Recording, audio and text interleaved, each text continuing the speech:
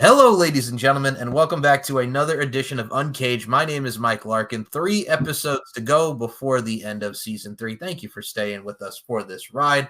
And joining me, as always, by my side is my boy, the one, the only, Daniel Crimmins, DC. Daniel Crimmins, how you doing today? You ready to talk some Heidenreich?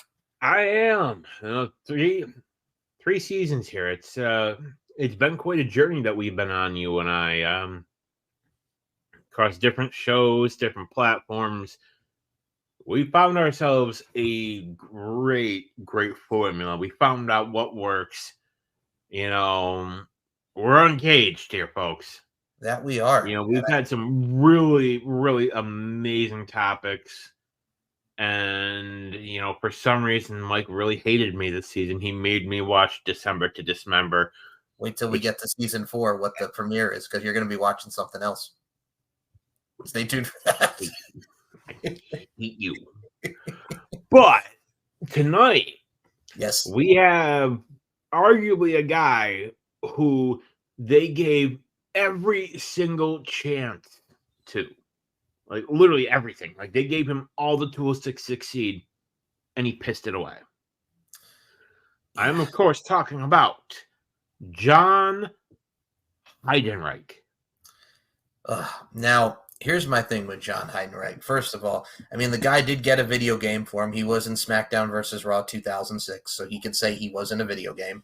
My thing with John Heidenreich was, when I first saw him, it was 2003. Stone Cold was leaving the arena, and he asked Stone Cold to watch his tape, when he's doing this for little Johnny, which the rumor and innuendo of the little Johnny thing was it was his penis. But when he was asked about it in an interview, he said maybe it was, about my inner child, because he was a fat kid. So it was his inner child coming out and whatnot. So he was going to maybe do something psychological. That's what John said, even though a lot of people thought it was as bad as penis. What were your thoughts on the introduction of Heidenreich and Little Johnny? Because he was trying to bring a tape to Matt Hardy, Stone Cold Steve Austin. What were your thoughts on Heidenreich and Little Johnny? I wonder if Little Johnny and Little Jimmy are distant cousins. They could be. But I felt like it was one of those things they could have done more with it. Maybe it was like a recruitment tape, and that eventually, here he is. He's trying to get so many people to just give him a chance, to watch, to see what he can do. And then finally, when nobody does, he's like, okay, you know what? Screw this. And then he just starts going bonkers. Now, that would have made great sense, but it went nowhere for me, because I don't know if you remember, but before, and we'll get to what made him famous in a second here for his tenure in WWE, yes, what made the Little Johnny thing for me is he only had like 4 matches on like the main show. So yeah. He wrestled the Hurricane against La Resistance. He wrestled a mixed tag match with him and Trish against Steven Richards and Victoria. He wrestled Steven Richards on Heat, where he dropped him on his head with an electric chair. And he wrestled Rico on the Armageddon pre-show for 2000. Because they told him to.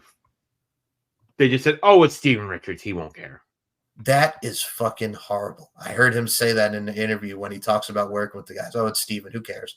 Arn Anderson. And Steven told him, he said, hey, dude, it is what it is. Arn Anderson, man. He said that on Renee Dupree's podcast. Like, Arn Anderson, what the hell's wrong with you, man? What in the world? Like, Arn Anderson, Dean Malenko at the time? That's nuts, really, to say that. I mean, I understand enhancement talents and whatnot, but at the same time, there is safety. No, I'm not saying it's right because it isn't, but no. You also got to realize at that time, both Arn and Dean came from that old school mentality where, the established stars, which, be it, because back then, if you had somebody like, say, like a Hulk Hogan or a Ric Flair, and you were the star, and they just wanted, to look good, they bring an enhancement talent like a Barry Horowitz. Your job was not to get an offense, was to just get the ever-living tar beaten out of you. Mm-hmm. Now, did some talent take liberties? Oh, yeah. I mean, look at that video. There's a famous video. We've all seen it. I can't remember the guy's name. The pedigree heard round the world. You know the video I'm talking about. Triple H and Champagne, Marty Garner.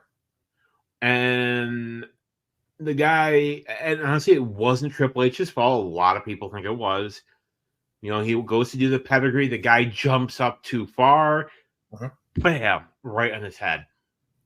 Interesting fact about Marty Garner. Do you know who else's first match he was back in 2006? Who? MVP. When MVP debuted at that No Mercy, Marty Garner was his opponent. That was his debut match for MVP. And at least, he didn't, he made it through that pedigree. Okay. That's my thing. And now, for those that don't know who Champagne Marty Garner was, he was a talent for Omega, the Hardy Boys promotion, and he is known for doing a lot of enhancement work. When I look at people like that, and I mean the Sacrificial Lamb, I'll make another one. Perry Saturn and Mike Bell from 2001, where Perry Saturn just chucked him out the freaking ring because he got upset and into the steps. Oh my goodness! But yeah, Heidenreich. Or the Hardy Boys for many, many years. Oh my God! When they were going against Nikolai Volkov, Scott Hall, everybody, King Kong Bundy. Oh my goodness! But no, I mean the flower tights. Matt sewed those together. That was him. That was Matt Hardy sewing their attire. Matt Hardy, and he still has that gear, which is so funny to think about because it's just so iconic. Iconic from 1998, he still has that gear, yes. But there's a video a while back that Revy had posted, and like she kind of like she was going through his gear closet, and she shows him to Matt, and Matt just says, "The hell was I thinking?" I want to know that too, Matt. Like flowers. I'll tell you what he was thinking, because like I mentioned, Matt Hardy and Heidenreich at No Mercy 03. Matt Hardy did not look at his tape. He threw the tape away. And like I mentioned, it led to some matches on the main roster. The match at, like we mentioned, the aforementioned match with Steven Richards where he gets dropped on his head. The match with Rico from, do you remember the match with Rico from Armageddon 03? It was on Heat, and he lost in like 2 minutes. Yeah, I do not.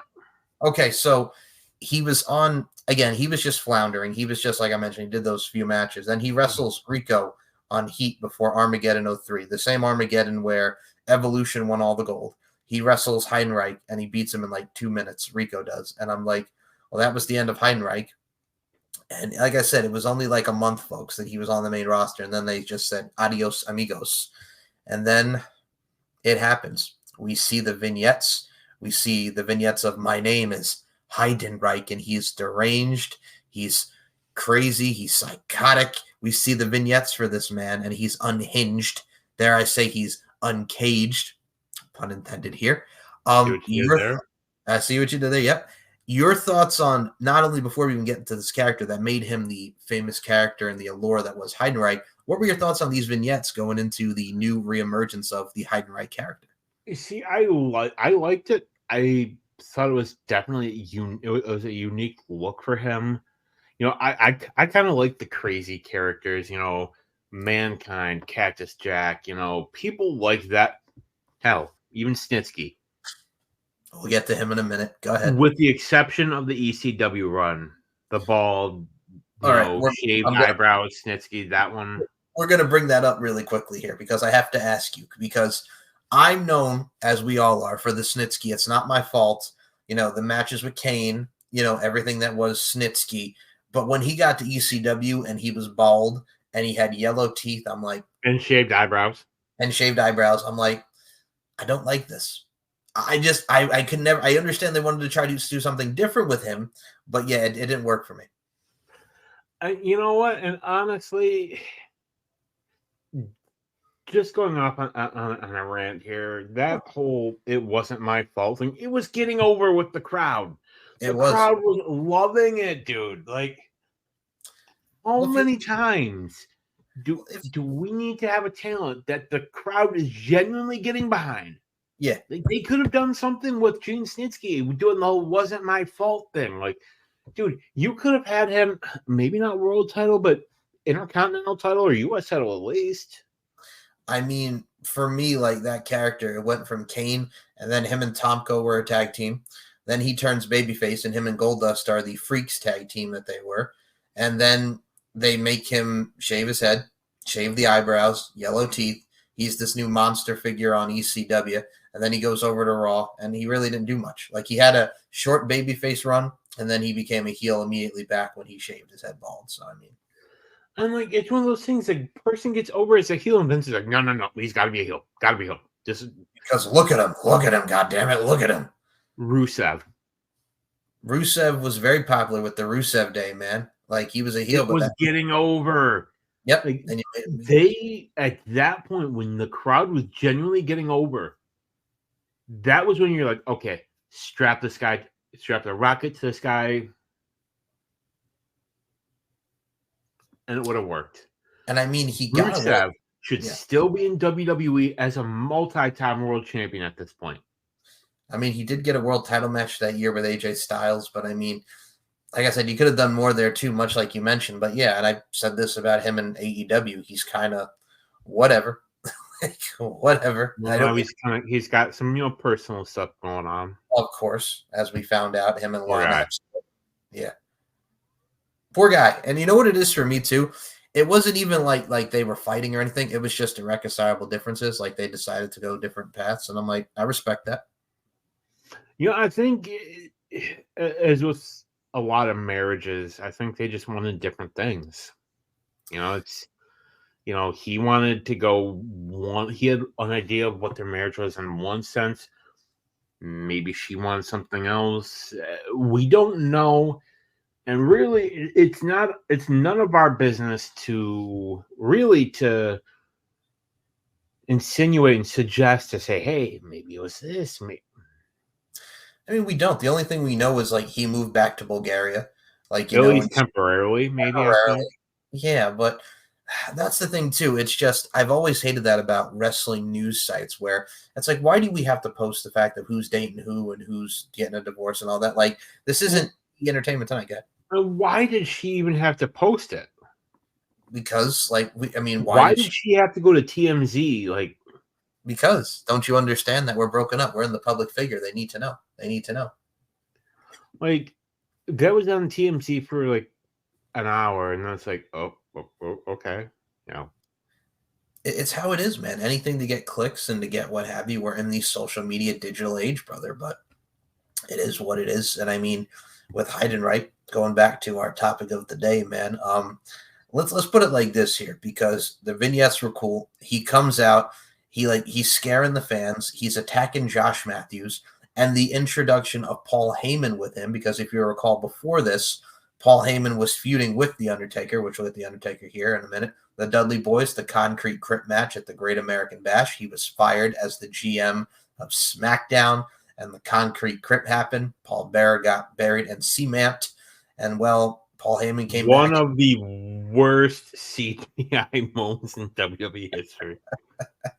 The burial of Paul Bearer on live pay-per-view in cement. And then Paul Heyman comes back and is the manager of John Heidenreich of Heidenreich. Now, what were your thoughts of them putting Paul with Heidenreich? What were your thoughts? Paul Heyman is one of the absolute greatest minds in all of wrestling history. I don't care. You can go back to the old days of Lou Thesz, Frank Gotch, George Hackett Schmidt, all of them. I don't care. Like, all the great history of managers, Freddie Blassie, Liz. For more manager history, check out Uncaged. Check out their episode, 2 episodes before this one, where we look at the greatest and best managers. Go out and check it out. If you haven't watched it, pause this one, go check it out, and come back to us. Exactly. To me, Heyman is one of the absolute greatest managers' minds, and if he can't get you over, no. Let's look at somebody like Brock Lesnar. When Brock first debuted, Lesnar was a freak of a specimen. Like, he was big. He was a beast. Mm-hmm. He couldn't talk. No, and Paul Heyman made up for that just by him F5ing people, power bombing people, and here comes Paul just being that, manager, that heel, that someone you just exactly. And if Paul Heyman can't get you over, nobody can. Well, the thing You're a with John, lost cause. right, the thing with John Heinrich too is I hated his punches too, like how he would punch people. He moved very awkwardly in the ring. It's just there was something about him. He was just awkward. Like, I don't know if maybe they just called him up too soon. I think Vince just saw that look. He saw that stature, and he needed somebody new to face the Undertaker. And they said, "That's my guy." And I mean, with everything that he came out with, like we mentioned, he was squashing people. He squashed Josh Matthews, scaring the fans, scaring everybody. They put him in this straitjacket, for God's sake. No Mercy 2004. JBL and the Undertaker have a last ride match for the WWE Championship. Heidenreich comes out with the ether, and well, he puts Undertaker in the casket, and then he runs through the Undertaker in a car. And JBL's there, and he's directing traffic. Everybody is just seeing the end of the Undertaker. And then it goes into this feud. One of the memorable moments I remember is Paul Heyman is like, "Mr. Undertaker, sir, my client John Heidenreich," and he's talking about signing the contract. And then the Undertaker talks about, "This isn't a match. This is the execution of Heidenreich." And then he signs the contract. And well, it gave us The Undertaker versus Heidenreich from Survivor Series 2004. And oh my God, this match was horrible. Go ahead. I'll let you take it first. Again, that's somebody that was called up way, way, way too soon. And you put him with The Undertaker. Undertaker has even said, he didn't like working with him. I mean, and this is a man who wrestled Giant Gonzalez, and he's talking about how bad Heidenreich was. If Undertaker can't make you look good, and Taker could make anybody look good. Right. And I mean, at this particular time period, like if you look at 04, now mind you, this is Undertaker's comeback year as the Dead Man. He wrestles Kane at WrestleMania 20. He wrestles Booker T and the psychic, like Miss Cleo, that he went to go against. It was weird, folks. Booker T and the Undertaker from Judgment Day 04. We mentioned the Dudleys in the Concrete Crypt match. JBL at SummerSlam 04, choke slamming him through the limo. JBL again, the last ride match. And now he's going to Heidenreich. And it's like, ugh. And I remember watching the match. If you remember watching that match from Survivor Series 04, the people were silent until the end when the Undertaker got his offense and then tombstoned him for the win. Like, nobody cared. Like, that match, it was dead silent for that match. I would compare that to Undertaker versus Muhammad Hassan at Great American Bash 06? 07? Okay. Okay. I got one. Oh, God. Oh, God. All right. I'll do one better before you get to Muhammad Hassan. I'll go one better. Undertaker and Luther Reigns from No Way Out 2005. Yeah. Luther Reigns. I went there. Whatever happened to that guy? I don't know. I don't know. I honestly do not know. But whatever he's doing, I hope he's well. But yeah, Undertaker. I know Rico. Rico's a cop in Vegas, last I heard. Yeah, he's still doing his thing in Vegas. Yep, he's in Vegas still. Like, if you would have told me Rico, like the guy who came out with Billy and Chuck and had that flamboyant tag team with Charlie Haas, that guy would be a cop. Right. But no, I concur with you. And I mean, Luther Reigns and Undertaker, I'm a bit with that. But yeah, Undertaker, people were silent for that. But also, again, you have to understand, like with the Undertaker, and I'll equate this with Heidenreich, Undertaker Heidenreich, Undertaker Luther Reigns, Undertaker Muhammad Hassan. People were silent because they're facing these new guys that they brought up from OVW way too quickly. And it's just they strapped the rocket to him, and it's like it wasn't working. Well, Muhammad Hassan, yes, but the other two, not so much. I think at that time, like you talk 03, 05, the Heidenreich era, yeah, there was really a lack of stars. We didn't really have, Austin was pretty much, was done. Mm-hmm. Rock was in Hollywood. Triple H was, doing Evolution, doing his thing there. But as far as stars, like bankable stars, you had Undertaker, you had Triple H, you had Angle,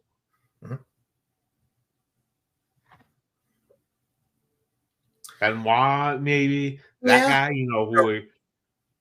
Yeah, Guerrero. Yeah, Eddie Guerrero.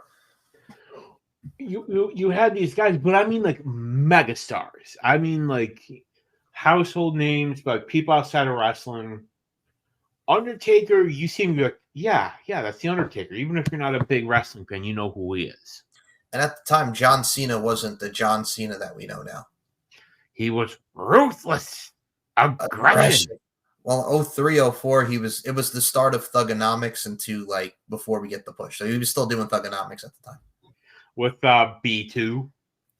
Booyah! Bull Buchanan.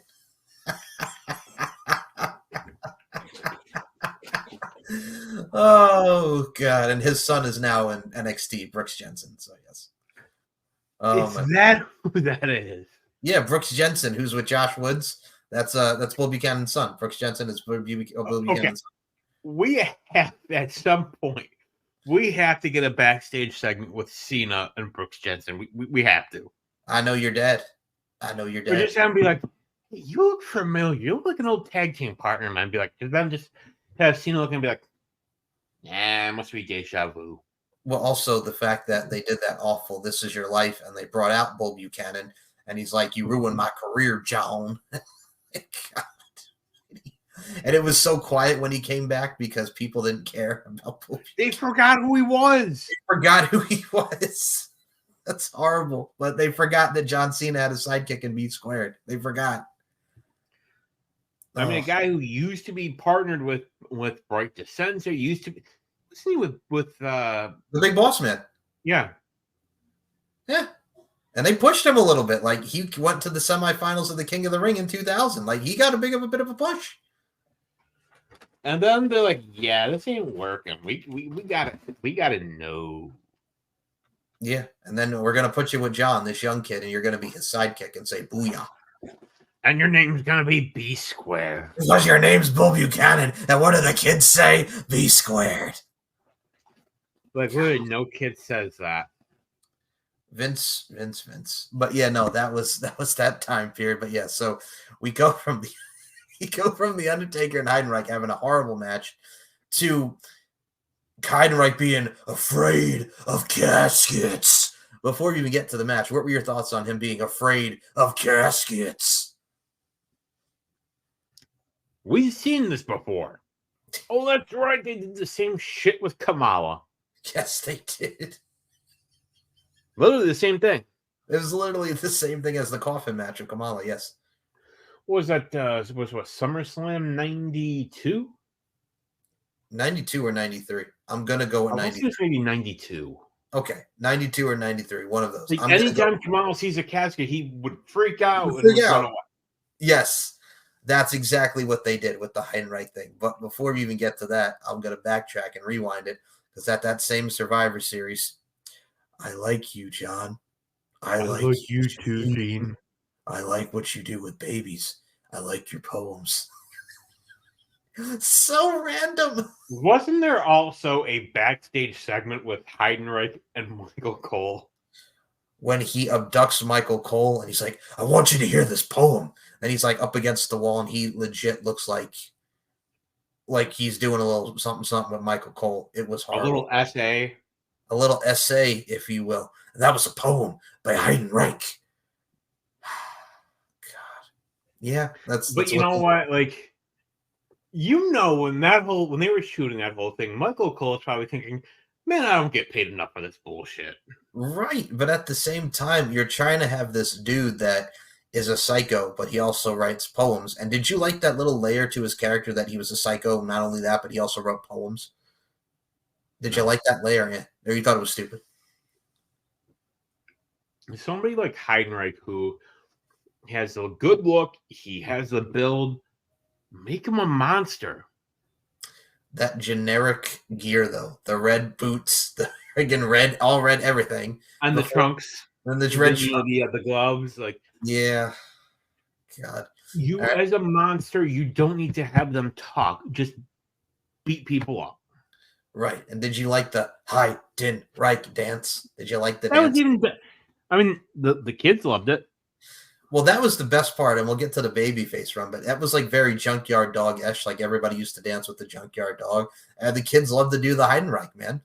And he had his friend. This is my friend. I love my friends. Like, they made this psycho a babyface, and we'll get to that in a second. But we get to the caskets, and we get The Undertaker and Heidenreich in a casket match at the Royal Rumble 2005. This was worse than Survivor Series 04. The only memorable spot of the match was Snitsky helping Heidenreich, and then Kane comes out from the casket and helps The Undertaker. The Brothers of Destruction reunite, and The Undertaker wins. And they were originally, and thank God they did not do this, folks, one of the talked plans for WrestleMania 21 was a tag team match with The Undertaker and Kane against Snitsky and Heidenreich. The Brothers of Destruction reunite, but thankfully, as we know what happened at WrestleMania 21, Kane was in the first ever Money in the Bank match, and The Undertaker would wrestle Randy Orton. Your thoughts on this Undertaker-Heidenreich casket match and the possible WrestleMania match that we did not have? I've got to think that Undertaker put the kibosh on all that. That would be my guess, too. I'm definitely saying The Undertaker put the kibosh on it. And we said, yeah, this is not working. I'm not doing it. No. Because you got to realize, right up to that point, this was, let me think. Royal Rumble 05, January 06, right around there. Yeah, January 05, the Royal Rumble. This was around the time when Undertaker was really starting to gain more influence and more power backstage. Yep. And it's like, people have compared Undertaker to the Don Corleone of WWE. Like, you didn't do anything without Undertaker's permission. Mm-hmm. Like, he was the backstage boss. Like, which they say now that's kind of like Roman, when Roman's there. Like, Roman's kind of like the boss. Makes sense, tribal chief, but also at the same time, he's had another long tenure. He's been there with the WWE for 12 years. And now it's like, I think Undertaker probably said, Vince, this is not working. I am not working with him at WrestleMania, because it was a similar thing at WrestleMania 19 with, it was supposed to be him and Nathan Jones against Albert, and was Big Show, right? Yeah, A-Train and the Big Show. And everyone had said, Nathan Jones was not ready. He was not improving. So it's like, well, what do? We turn it into a handicap match. And then Nathan Jones just comes out after the match to celebrate. So for what Daniel Crimmins is talking about is Nathan Jones was that bad that they had to take him out of the match. They had the FBI beat him up in the bathroom, Nunzio Stamboli and Chuck Palumbo. And then towards the end of the match, they had rang the bell that The Undertaker was fighting in a handicap match. Nathan Jones comes out and hits a martial arts kick to the Big Show in the middle of the friggin' aisleway. And then The Undertaker does the tombstone on A-Train for the win. And everybody said that he should have lost. That's a disqualification because Nathan Jones was not in the doggone match. And they announced it was a handicap match. Well, it's WWE. So, at that point, technically the streak should have ended there, but... Hey, but no, with what we got with the casket match and everything now, a lot of people also forget this as well. They had another casket match. It was The Undertaker against Heidenreich and Paul Heyman in a handicap match, which would become Paul Heyman's swan song before ECW One Night Stand started back up. So what were your thoughts on that, when including Paul Heyman in it, and this was the end of Paul Heyman's swan song until ECW One Night Stand? It should have been Heidenreich's swan song. That should have been it. Agreed, but if it wasn't for Paul going, we would have never gotten ECW One Night Stand 2005. Well, part of it is they released that DVD, The Rise and Fall of ECW. Yes. We didn't realize how popular ECW was, and, well, even to this day, still is. Yeah.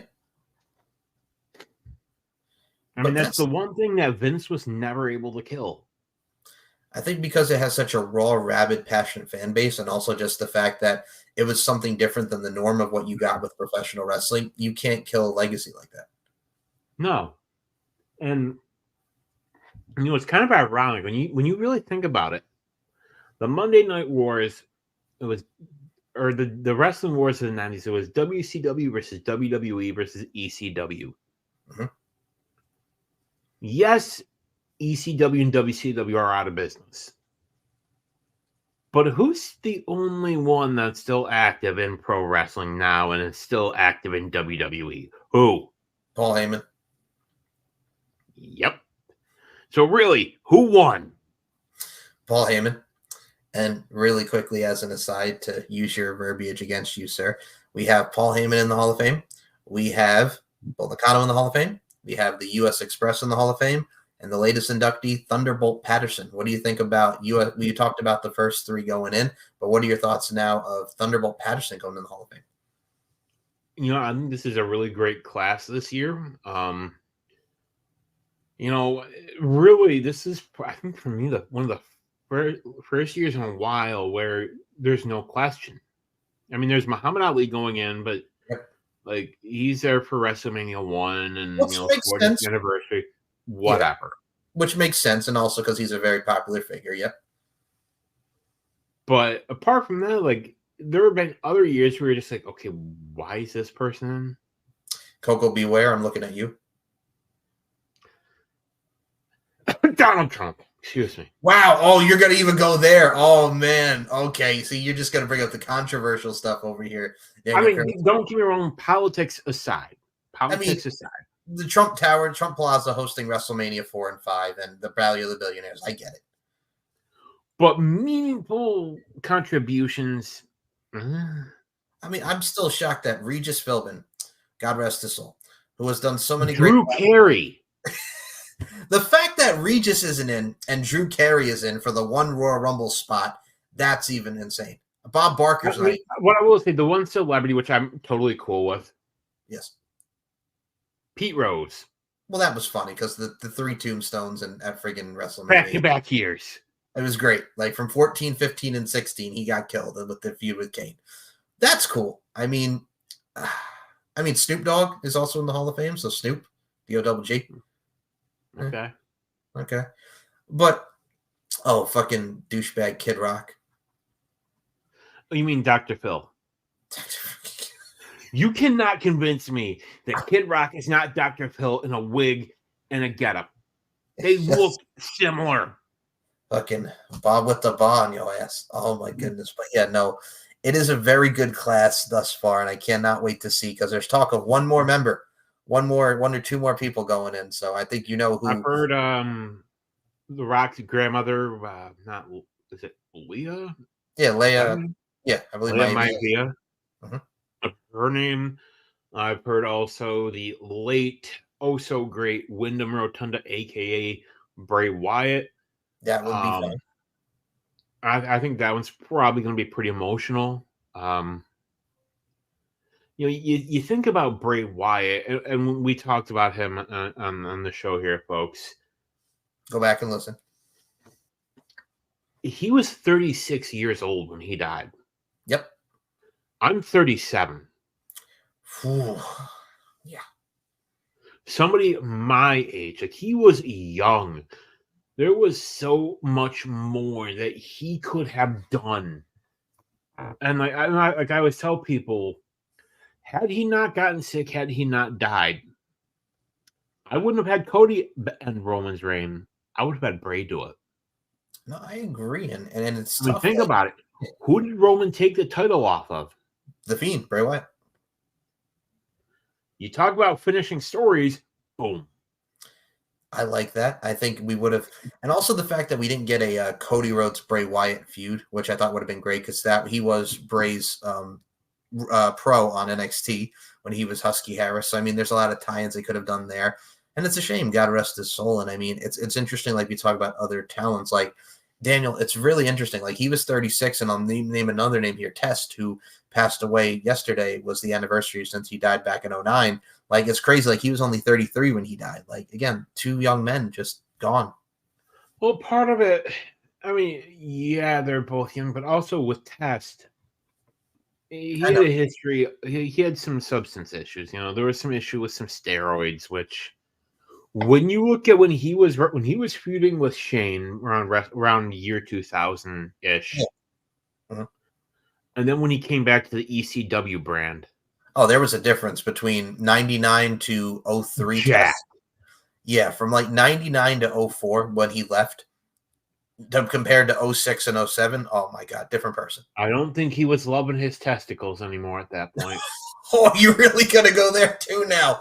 Oh, my goodness. Daniel Crimmins with the quips, the controversial quips. See what I did there? I saw what you did there. I love it. I do want to address this before we get back on the Heidenreich, because this just really fucking irritated me. I saw this take. I've seen it among other pages. People are saying that, oh, because they're going to induct Bray Wyatt because he died, they should induct one of the greatest professional wrestlers of all time, Chris Benoit. Fuck no. There is a big difference there. That is my Bray Wyatt did not choose to die. He had a heart condition. He was trying to get better, and he had a heart attack and died. Mm-hmm. Did Benoit did he have brain issues? Yes. But at the same time, 3 people there died. To quote Paul Heyman, 3 people died that day. Only one had a choice. You want to induct somebody in that family? Sure. Induct Nancy. Induct Nancy Benoit. Induct woman. Induct woman. Yep. Should they induct her? Absolutely. Highly underrated. Had that not happened, I would say, yeah, absolutely put Benoit in the Hall of Fame. But for what he did, no. That's why you don't see Chris Benoit in video games. Why you don't see him celebrated. Yeah, I think the last video game exactly. And I mean, I think if I recall, Daniel, because we're both video game guys, I think the last video game that Benoit was in, I believe it was SmackDown vs. Raw 07, 08. I think that was. I think it was one of the two. It was one of those, but you can't celebrate it. There's completely 2 different, like you mentioned, 2 different stories, 2 different ways of their deaths. But again, you can't. There's no comparing Chris Benoit to Bray Wyatt. Like you're just being foolish and you're just being stupid because and the people that are pushing for Benoit to be in the Hall of Fame don't understand business and don't understand public relations. Oh, but they're like, oh, but you had Mike Tyson and Jimmy Snuka in the Hall of Fame. And I'm like, come on. It would be a PR disaster. Yeah. If they, let's say, for example, SmackDown tomorrow night opens up, they do an announcement of the next Hall of Fame inductee, and they show Chris Benoit. I'd be like, wait, whoa, what are you doing here? It would be a disaster. You would have sponsors that would be pulling their sponsorship left, right, and center. You're going to be inducting a murderer? You think it was bad with Royal Rumble and Vince McMahon? With Slim Jim pulling their shit? No. Everybody would pull up shop and be like, done. That's the thing. And I've seen, if he had just killed Nancy, but the fact that he killed his son, no. Yes, he had the brain. I think they said it was 87-year-old Alzheimer's patient. Yeah, he had the brain of an 84-year-old with Alzheimer's. You can respect his body of work, and yes, he was one of the greatest professional wrestlers of all time. There is no denying that. But the man, you cannot put him in the Hall of Fame. I look at it like this because I've seen that same post going around. You have a guy, again, I respect his body of work. Chris Benoit versus Kurt Angle is one of my favorite matches in the history of the Royal Rumble. Like, that is an amazing match from top to bottom. No, his best of 7 with Booker T in WCW.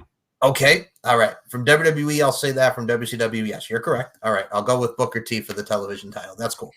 So, and WWE tried to do that again with Booker in 06. It wasn't the same. It was not the same. We'll be here all day with that. But the thing, too, is you can respect the body of work like the matches that Daniel and I just said, but you can be in that moment of when him and Randy Orton fought at SummerSlam and Randy Orton won the title. Okay. But what he did was despicable. It was horrible. It was downright disgusting and should not be celebrated. You cannot celebrate a murderer.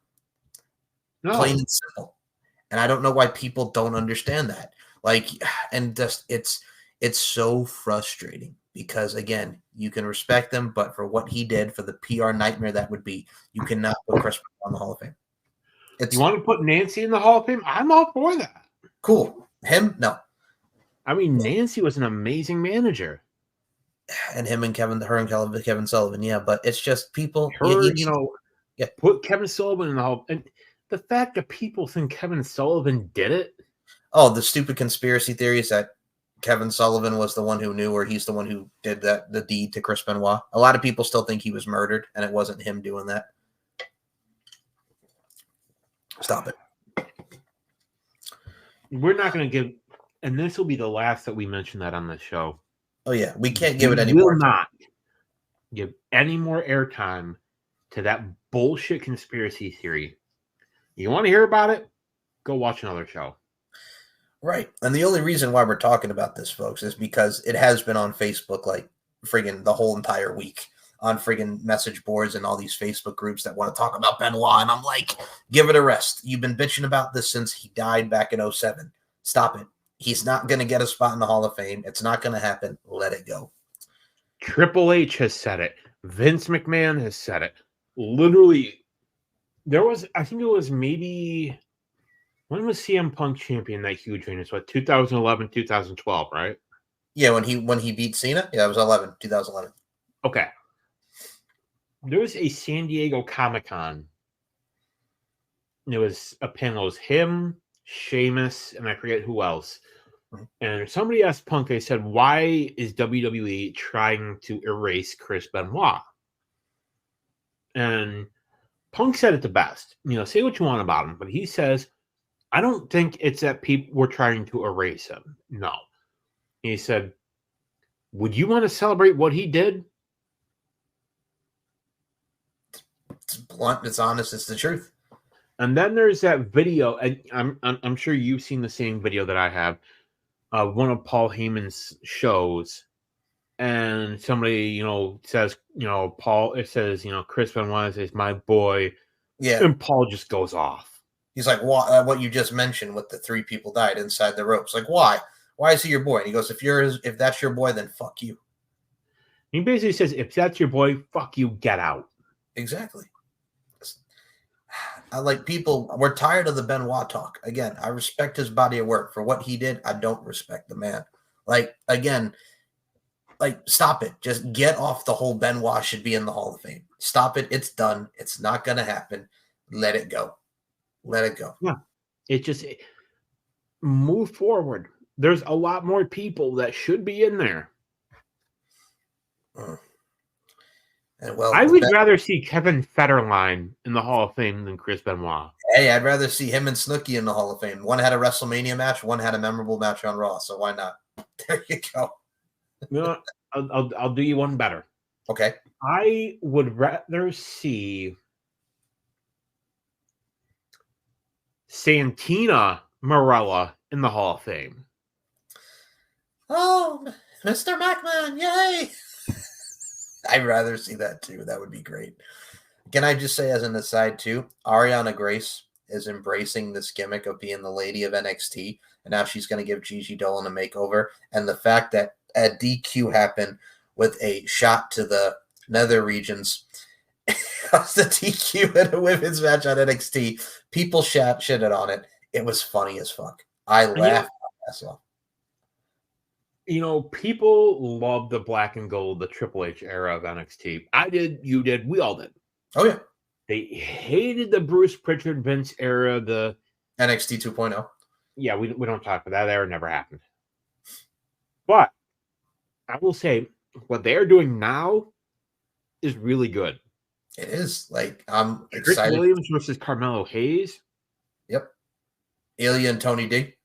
I'm telling you, I would say within 4 years or less, Trick Williams will be either Universal Champion or World Heavyweight Champion. One of the two. I'm right there for it. And I think when we get to stand and deliver, folks, we are going to be in for a treat. And WrestleMania is the ultimate treat. I think Tony D is going to take it. There's a part of me that thinks that too, but I really want to see that. It's one of those ones for me where I'm like, all right, that's going to be a sleeper, because a lot of people don't even realize, because they see the Tony D character and like, oh, he's the Sopranos and dirt. I'm like, He's a good wrestler. He can work, and he has the character. He has the ability. Him and Stacks are funny, and even you add Riz to it. Like, It's so good, folks. If you've not checked out NXT, we'll say this till we're blue in the face. Go check it out because it's worth the watch. People shit on it because it's not the black and gold brand anymore. Thea Hale. Thea Hale going back to being a babyface is really good. You know, I was saying she's not in NXT, but she has really gotten better. Maxine Dupree. Okay, now see, this is going to be a debate for people. So if you have not seen it, Maxine Dupree, I think, is working her buns off. I know she got booed at the house show. But again, you get in the ring and see what happens. You can tell she wants to learn. And she's even admitted that she sucks. Like what she's doing right now, she stinks, but she wants to learn to get better. She said that with Chris Van Vliet. She wants to learn and get better. So you put her out there and you make that a part of the storyline where Candice Michelle, Christian Cage over here, pretty much goes off on her about her abilities and her dead brother. And the point of everybody's like, well, why did Candice LeRae turn heel? She said in the story there, like she'll do anything by any means necessary to get a win. She verbally broke down Maxine Dupree and made her cry, and she lost. It made sense, and Candice LeRae, holy hell. They're finally doing something with her. They're finally doing something, and then you're having the whole story with Indies not liking this. So I'm curious, and like Daniel said, Maxine Dupree, when you know you suck, and she knows that she sucks, and she's not at her best right now, but she has said, again, I want to get better. I want to continue to learn. She's trying. She's not on the road. She's in the performance center. She's working. Yes. With Chad Gable. She's working with arguably one of the greatest out there right now. Yep. Like, give the girl a break. Like, and she's trying. Like, how many people have been on that roster in the past? How many female wrestlers have we seen in the past that were I'm just skating by? Okay, I'll say this right now. When Trish Stratus came in the WWE from like 2000 to 2001, she sucked. And then once we got to 02, 03, she was really good. And honestly, you know, just as an aside with Trish, this is something that I kind of want to see now. Yeah. Trish Stratus and Tiffany Stratton. I'm for that. I am okay with that. And you bring Trish back as a heel against her, yeah. No, I think you have Trish back as a face. Okay. And you just have Tiffany just force her into permanent retirement. Molly Whopper, yeah. Now you have me intrigued. There's a matchup I want to see now. Because I look at Tiffany Stratton, I think she's young. I think she's like 23, 24. Yeah, she's like 23. She is somebody that is going to be there for years. For someone who's only been wrestling for 2 years, like she's picked up on it real quick. And she's another person that she came, I think, from American Gladiator. Well, she was Olympic gymnast, American Ninja Warrior. That was Casey Catanzaro. Okay, so, but either way, Tiffany Stratton, I think she trained. Was it Reality of Wrestling that she was Lance Storm. Yeah, she was Storm. Okay, and she was constantly training, wanting to get better. You know, people shit on the women's wrestlers that are trying to get better. Like, get in the ring, you try it. It's not easy. It is not easy. It is not ballet, as they say. You ask anybody, any celebrity that has gone and done it will tell you. Logan Paul will tell you he didn't think it was going to be as hard as it is.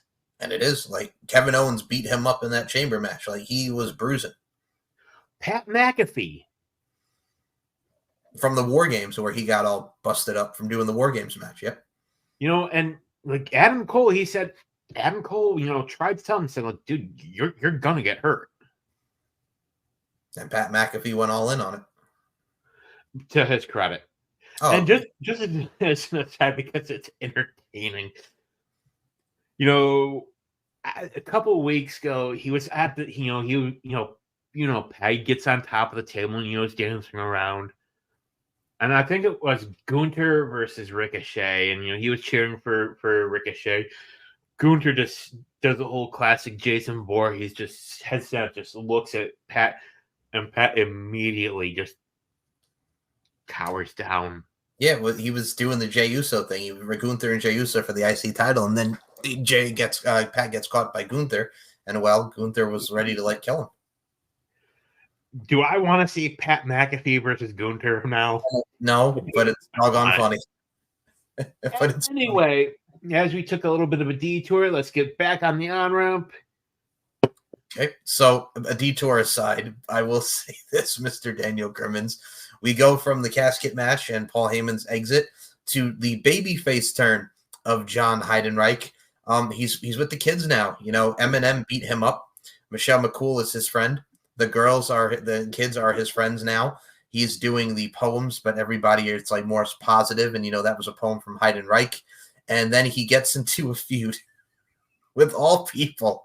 He beats Orlando Jordan on a SmackDown, and then at Judgment Day, he gets a United States Championship match against Orlando Jordan. Orlando Jordan wins with the DDT and retains the U.S. Championship.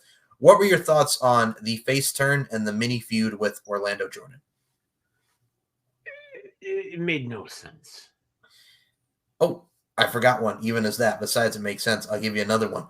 So they had just fought on SmackDown. This was still during the heel run of Heidenreich. So he goes from wrestling The Undertaker, right, at the Royal Rumble. Then No Way Out. He enters into a feud with Booker T out of nowhere. And we get Booker T and Heidenreich at No Way Out, and it ends in a no contest because they freaking brawl. But Booker T and Heidenreich? Wow. Do you remember Booker T and Heidenreich? Briefly. See, there was so much wrestling back then I was trying to just pretend it never happened. Yeah, so we had Booker T and Heidenreich, and then the face turn happens, and then Orlando Jordan. For me, it was fine, but, like, again, you're kind of doing stuff with Heidenreich to see what sticks. But what finally did stick was Eminem beats down Heidenreich on an edition of SmackDown, and who comes and makes the save? Oh, what a rush. Road Warrior Animal makes the save. And a new tag team is formed, Road Warrior Animal and Road Warrior Heidenreich.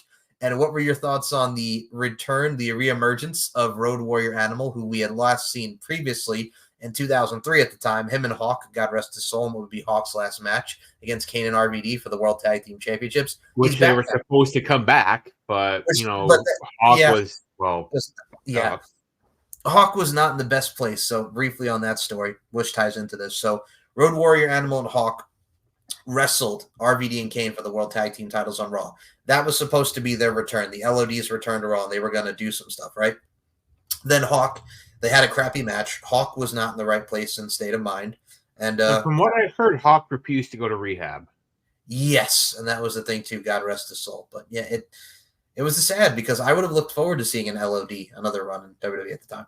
Yeah, and, it's part of the thing with addiction is, until you're ready to seek help, you're not going to be that open for it. But the whole Heidenreich and Animal thing, Animal never wanted to do it. No. He wanted a singles run, and they told him he could do it, and neither Animal nor Heidenreich liked each other. I guess they didn't travel together. So Heidenreich was constantly late. Yeah, that's the story I heard. Is like Animal has said he didn't have the courtesy to let him know when like his flight would be delayed or when he would be late, and it's like, well, that's not cool. Like, and they immediately, I think their first or second tag match together, they put the SmackDown tag titles on them. Mm-hmm. And then I think wasn't it very shortly thereafter Heidenreich quit or gave them notices like, yeah, I quit. So we'll get into this now, and I like your history lesson here, Mr. Daniel Crimmins. So Road Warrior Animal and Heidenreich feud with Eminem. They win the World Tag Team Championships at the Great American Bash. WWE Tag Team Championships. WWE, thank you. WWE Tag Team Championships. There's so many goddamn Tag Team Championships. Thank you. The WWE Tag We even have a Tag Team title. We do. The Uncaged Tag Team Championships coming soon. So what I have to add to your point is after they win the Tag Team Championships from Eminem at Great American Bash Show 5, they start doing remember how the Road Warriors and NWA and WWF, they used to wrestle the squash matches and they would just come in and kill everybody, then Doomsday Device 1, 3. They started doing that with Road Warrior Animal, and Heidenreich was wearing the pads and painting his face. They win the tag titles, and then they lose them to Eminem later on down the line around October, fall time. And before we get to Heidenreich quitting, let's talk about, we had the LOD LOD 2000, right? When they had Tammy Sitch with them, Sunny. Remember in the 98? Yep. Do you remember who they put, the girl they put with Road Warrior Animal and Heidenreich? Oh, God. So No Mercy 05. And this is when she went to SmackDown. It was Melina and Johnny Nitro and Joey Mercury, Eminem, against Road Warrior Animal, Heidenreich, and Christy Hemme. They put Christy Hemme with Animal and Heidenreich. She comes, the feud starts, she comes in on a motorcycle, Christy Hemme, she badmouths Melina, then we get a 6-person tag at No Mercy, and they win. Yeah, that was the last that we saw of Heidenreich after that, was that mixed tag match, the 6-person tag. Do you remember Christy Hemme at all being with them? No. It was very short, but that was the last time that we would see Heidenreich before because he would go they kept trying to get Heidenreich to not do it. I don't know if it was a travel thing or just what. But he just said, I guess his contract wasn't even up. He just told them he was done. Like, he wasn't going to come on TV. He was done.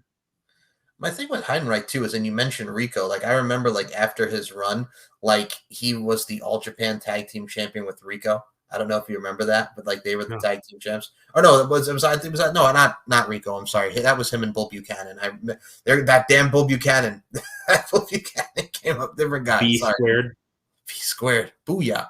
So he was released on January 17, 2006. The last match that he was in was him and Animal beat Nunzio and Vito on Velocity.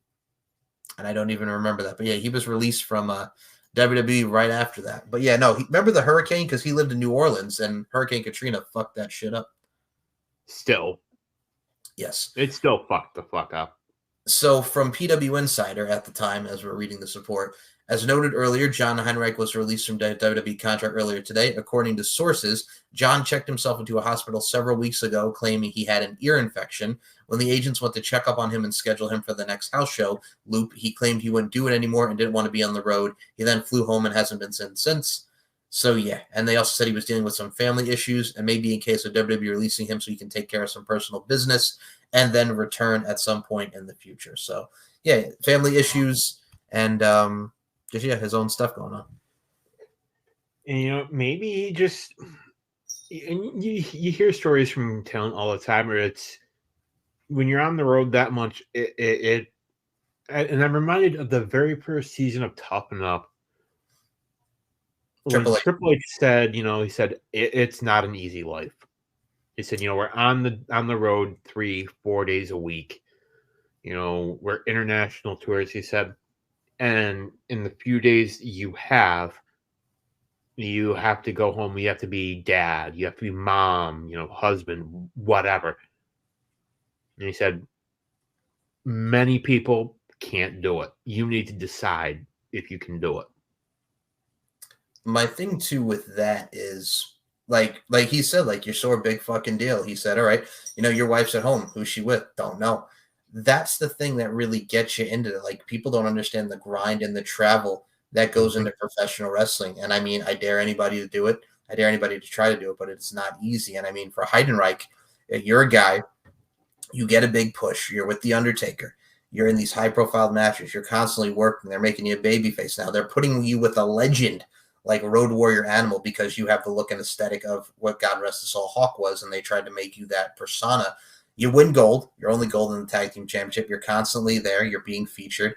And then, you know, you got a lot of stuff that happens in real life, and that takes precedent to what got going on. So, I mean. It's sad because he was somebody that could, to me, you always wonder about certain guys that, you know, you wonder, well, what if?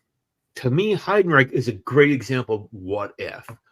He is somebody that, honestly, I really could have see them putting the world title on him at the time. You know, he had a good look.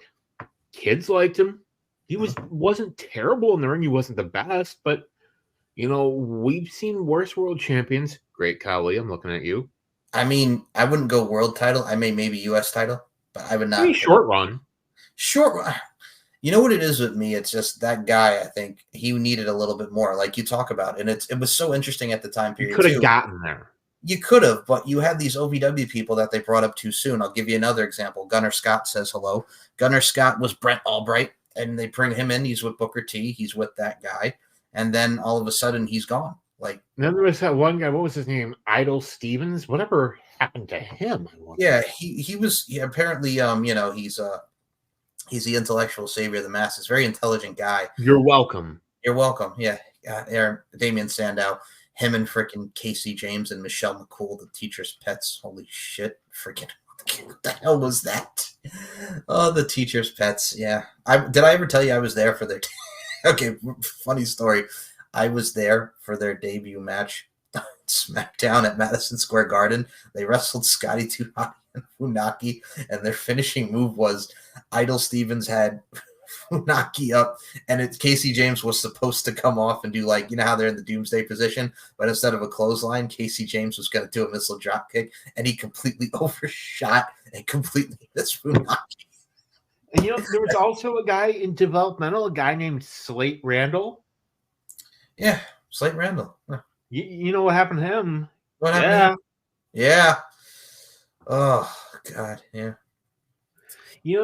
Case in point, there's so many people that have been brought up too soon.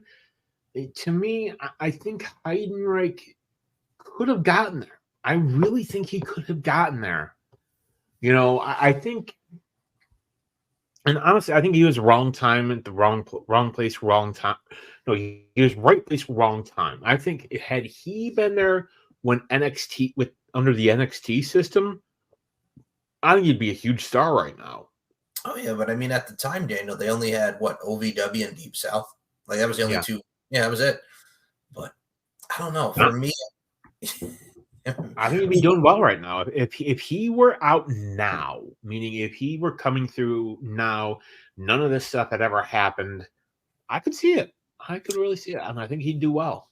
I think so too, but at the same time too, this is before we had the Performance Center and all that. And I mean, I look at it like now, the talents that are coming up now have it a lot better than what they had back in the day. Oh, very much so. Very, very much so. So, I mean, when you look at a guy like Heidenreich, we talk about what ifs, we talk about what could have been.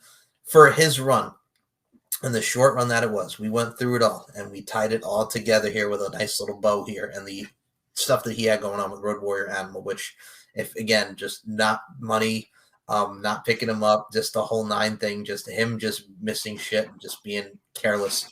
That dude, for his short tenure, it's memorable for the Michael Cole moment. It's memorable for The Undertaker. It's memorable for Snitsky. But for such a short... you, Gene. I like you too, John. I got to say, for his short run, it was memorable. Mind you what it was, but it was memorable for some comedy, if you will. For all the wrong reasons. For all the wrong reasons, but I hope you enjoyed our little analyze, dissecting, and deciphering of his career and pro wrestling as it was. Heidenreich. All right, very quickly. One of the worst theme songs of all time. There you go. I was about to go there. Dangerous Politics. If you want to hear the full song, it's on the Thematic CD, WWE Thematic. That theme song, Dangerous Politics. Now, you didn't like the dun dun dun dun dun dun dun dun. Heidenreich. Not a fan? It was stupid. Like, literally, it's just Heidenreich. People booed it, but I got to say, when he would come out, people would boo him. When they came out, and they cheered him. So, I mean, yeah. And the whole, the marching. He got it to work somewhat because people were doing it with him. Doesn't mean it was good. I know. But yeah, John Heidenreich, you son of a gun. Thank you for the memories. Somewhat, kind of. Leave the memories alone.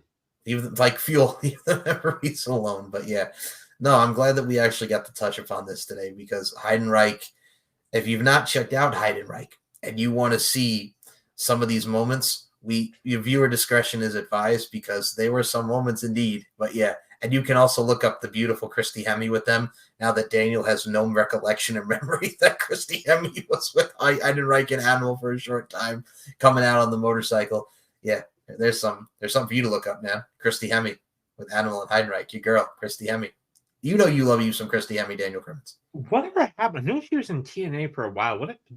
Is she still in wrestling, or did she kind of like peace out? She kind of like pieced out. Like, she was the ring announcer in TNA, and then she was on creative. And like, I think it was the whole Austin Aries thing. Don't even want to talk about that. That fucking piece of shit. He's like, well, it was just being a heel. I'm like, bro, you know how that looks. Like, you know how that looks by you doing what you did. Come on now, man. You ain't stupid. Yeah. Ugh, there's an episode in itself, but another episode that we will be touching upon in the next edition of Uncaged, not Heidenreich. We're going to be talking about Snitsky probably in the next season. Now that you brought up Snitsky, the creative juices are flowing, Mr. Daniel Crimmins. But we are going to be talking about also what might include Heidenreich in this too as well. Stuff that you couldn't get away with now, but you got away back in the day. Stuff that would not fly now from back in the Ruthless Aggression era and the Attitude era compared to what we have. Oh, you mean like punching a baby? Kicking a baby, punching a baby. Oh, man. Yeah. Mae Young giving birth to a hand. Stuff that would not fly now. HLA, Katie Vick, Tori Wilson, Dawn Marie, and Al Wilson. Carlito and Maria, do you spit or do you swallow? Yeah, that stuff. You can't. Let's see. Vince McMahon saying the N-word. How about Vince McMahon shoving a kid in a wheelchair into a closet? Zach Gower. Pretty much anything Vince McMahon, folks. Anything Vince. Yeah, we're going to get to a lot of stuff that would not fly now, but it flew back in the day. So we're going to be touching upon really analyze, dissecting, deciphering that, and also we may talk a little of what cancel culture has done to what we have now, but we'll save that for our next episode as we are closing in near 3 more episodes until we get to the season finale, which is we're going to be talking WrestleMania 40 years, and we get to book our own ultimate WrestleMania, which is going to be fun, and we are going to have utilizing matches that have already occurred from WrestleMania 1 up until WrestleMania 39. I myself have been on a journey, a goal to watch every WrestleMania in its entirety from WrestleMania 1 to WrestleMania 39. My goal is to have all of them done by the opening bell for WrestleMania 40. Well, what WrestleMania up to? I just started. I just finished 12 today, so I'm on and I'm on 13. Oh, you and Undertaker and Psycho Sid, but also featured Stone Cold and Bret Hart. Yep. And honestly, some of the older Manias, yeah. Like the first couple, not good. Like, and they were short. WrestleMania 1 was like just under 2 hours. Yeah, once you get to WrestleMania 20, and being as I was there, I can attest to this, folks. Once you get to like 04 onward, you get more of the 4-hour WrestleManias. Yeah, once you get to why, Vince? Why? Because it's where it all we actually just celebrated 20 years of WrestleMania 20, where it all begins again. Yeah, I don't think we're gonna see him in any video packages this year. No, I mean, if he got his face blurred in the new WWE games, you know.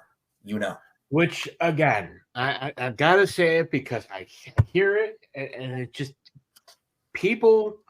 I'm gonna say it's one time only. Mm-hmm. The way the showcase mode works, and this is what people are raising a big fucking stink about, is it was for the promotional Charlotte versus Becky versus what's her name? Ronda. Yeah. And in the video package, they blurred Vince's face. It was when Vince, took Becky out of the match and put Charlotte in. Yeah.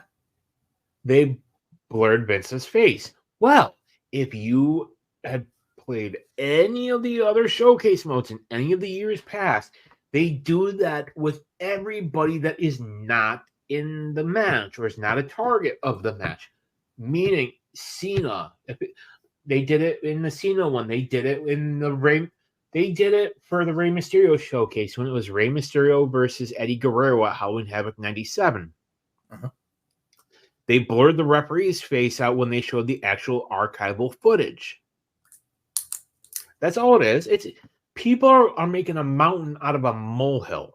Now, what they did do with the game is they locked Brock Lesnar and Vince McMahon, and they made them exclusive to the storyline mode, the My Rise mode, as well as the showcase mode. They did not blur Vince out, just out of this. They do that with fucking all of them. Had they done this, then they would have blurred him out when they had Austin versus Rock at WrestleMania 17 when they did that match, which they didn't. Mm-hmm. People got to stop. It's people making a mountain out of a molehill. Like, there. See what they're doing? You got to stop. Some research, people. Well, that's the problem. People speak before they even learn or they even listen. You know what I'm saying? People just speak ahead of the time, and it doesn't make any sense. So, people, shut the fuck up. That's about line. Shut the fuck up. Shut the fuck up and watch our show. You should watch our show because, again, this is episode 7. We'll be back at you with episode 8 real soon. We'll have a special guest for episode 9, our boy Chris Durham. So we're going to be talking some more WrestleMania stuff. That's going to be fun. And, well, you can check us out, SM Show 1, MCL92 on Twitter. Follow Dan on Instagram, DCrimmins1. Check out StephenMikeShow.com and LFCFights.com for all my works with Andre Fighting Championships and my boy Steve Nicoforo. Check out the YouTube channel, Mike Larkin92. Subscribe, because if you're not subscribed, click the bell. Give us a thumbs up ski. Comment. Let us know what you think of the show. Why haven't you done that already, folks? Larkin_92. I'm LarkinMB on the Instagram front. And all the links will be in the description below. Why haven't you subscribed to that bell? Because you should subscribe to the bell. Do it. Ring the bell. Ring the bell. Ring our bell, motherfuckers. So, Daniel Crimmins, where can we also check out the Pile Driver Pundit? And what do we got going on with the TSK? I am coming back this weekend. I'm going to be recording probably tomorrow night. I have a lot I've got to discuss that so glorious debut of Monday.